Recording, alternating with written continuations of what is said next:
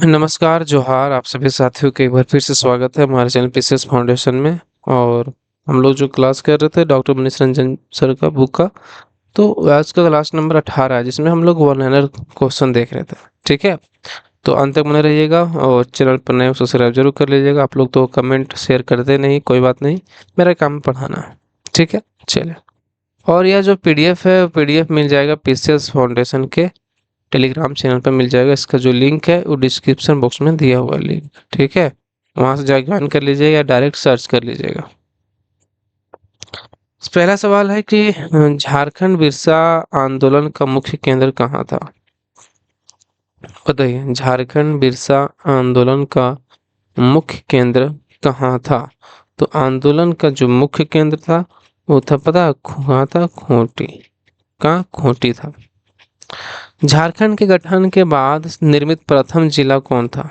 झारखंड गठन के बाद प्रथम निर्मित जिला जो था वो था लातेहार। किस आंदोलन को शुरुआत में कुड़ुक धर्म के नाम से जाना गया? तो ये कौन सा आंदोलन था? तो ये था टाना भगत। ठीक है, चलिए। मृदा शोध एवं अनुसंधान संस्थान केंद्र किस जिले में अवस्थित है? तो ये जो है मृदा शोध एवं अनुसंधान संस्थान जो है ये हजारीबाग में। कहाँ है? तो हजारीबाग में। फुलडुंगरी किस शहर के निकट स्थित है? तो फुलडुंगरी जो है ये स्थित है घाटशिला। कहाँ पे? घाटशिला के निकट स्थित है। आपको कौन जिला? तो शहर फुलडुंगरी।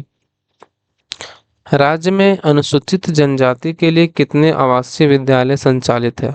बताइए, अनुसूचित जनजाति के लिए कितने आवासीय विद्यालय संचालित है?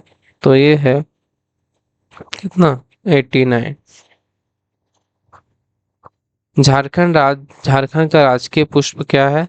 तो ये है पलाश। क्या है? पलाश जो है झारखंड का राजकीय पुष्प है। लेकिन आपको पूछ रहे इसका वैज्ञानिक नाम क्या है? तो वैज्ञानिक नाम आपको बताना है। कहाँ पता है?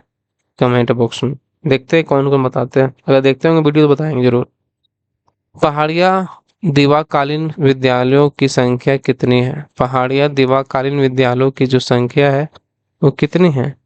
तो ये है आपका 32। कितना है? पहाड़िया दिवाकालीन विद्यालयों की संख्या जो है वो 32 है। बिरसा मुंडा जैविक उद्यान कहाँ स्थित है? तो बिरसा मुंडा जैविक उद्यान जो है वो आपका है और मांझी में। कहाँ पे? और मांझी में है। और मांझी कहाँ है? तो रांची में। बिरसा मुंडा किस राज्य के पक्ष में थे? बिरसा मुंडा किस राज्य के पक्ष में थे? तो मुंडा राज्य के पक्ष में थे। कौन सा? किसके पक्ष में? तो मुंडा राज्य। ठीक है। अल्पसंख्यक समुदाय की विरासत को संरक्षित करने के लिए कौन सी योजना लागू की गई? अल्पसंख्यक समुदाय की विरासत को संरक्षित करने के लिए कौन सी योजना लागू की गई? तो कौन सी योजना है? तो हमारी धरोहर योजना। हमारी धरोहर योजना। ठीक है, कौन सी है? हमारी धरोहर योजना। 1913 ईस्वी में गिरिडीह के में खंबे पर आवर स्वाधीन भारत शीर्षक के पर्चे किसने चिपकाए थे? 1913 ईस्वी में गिरिडीह में खंबे पर आवर स्वाधीन भारत शीर्षक के पर्चे किसने चिपकाए थे? तो ये चिपकाए थे आपका पता है किसने? निर्मल चंद्र बनर्जी ने। निर्मल चंद्र बनर्जी। निर्मल चंद्र बनर्जी ने। गिरिडीह का कौन सा व्यक्ति या क्रांतिकारियों का धन मुहैया कराता था?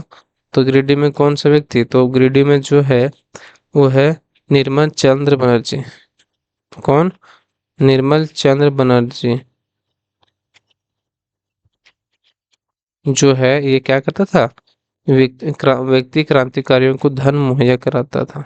कौन? निर्मल चंद्र बनर्जी। ढाका, मेमन सिंह तथा कोलकाता के क्रांतिकारी किस स्थान पर छुपकर गुप्त प्रचार करते थे? ढाका मेमन सिंह तथा कोलकाता के क्रांतिकारी किस स्थान पर छुपकर गुप्त प्रचार करते थे? तो ये जो है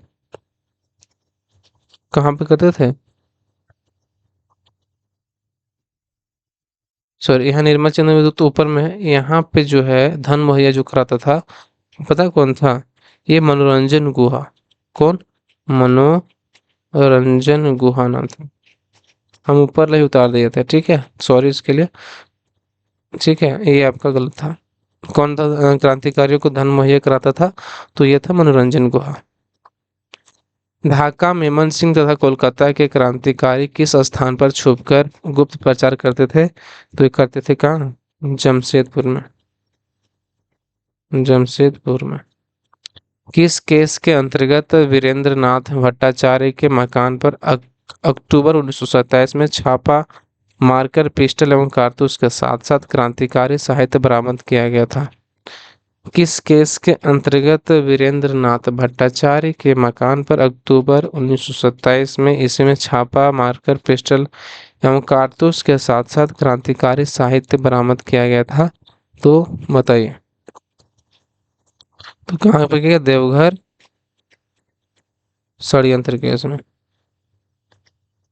देवघर षड्यंत्र केस। बा परब एवं फूलों परब जनजातियों के किस पर्व का अन्य नाम है? बा परब एवं फूलों का पर्व जनजातियों के किस पर्व का नाम है? तो जनजातियों का जो पर्व है वो है सरहुल। क्या नाम है? सरहुल। मुंडा जनजातियों में पाहन को दी जाने वाली लगान युक्त भूमि को क्या कहा जाता था? बताइए, मुंडा जनजाति में पाहन को दी जाने वाली लगान युक्त भूमि को क्या कहा जाता है? तो क्या कहा जाएगा? डाली कटारी। डाली कटारी। ठीक है। मुंडा जनजाति में गांव के मुखिया को क्या कहा जाता है? मुंडा जनजाति में गांव के मुखिया को क्या कहा जाता है? तो मुंडा जनजाति में जो गांव के मुखिया है उसको बोला जाता है मुंडा या हाथू मुंडा। मुंडा या हाथू मुंडा। ठीक है। चलिए। भारत की प्रथम गणतांत्रिक व्यवस्था का उदाहरण कौन सी प्रशासनिक व्यवस्था प्रस्तुत करती है? बताइए, भारत की प्रथम गणतांत्रिक व्यवस्था का जो उदाहरण है कौन सी प्रशासनिक प्रस्तुत करती है? तो यह प्रस्तुत करती है आपका मुंडा मानकी शासन व्यवस्था। मुंडा मानकी शासन व्यवस्था।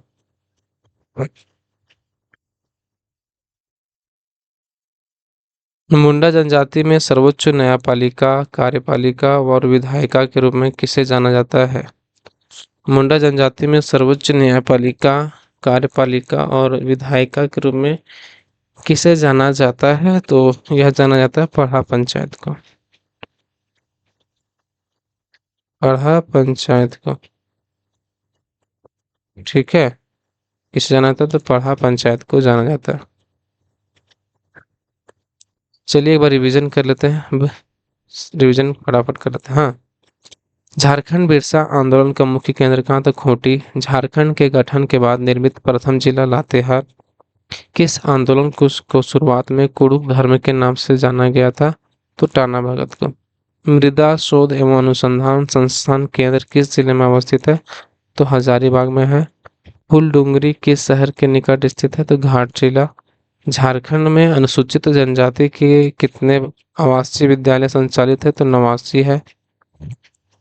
झारखंड का राजकीय पुष्प क्या है? तो पलाश है। और इसका वैज्ञानिक नाम आपको कहाँ बताना है? कमेंट बॉक्स में।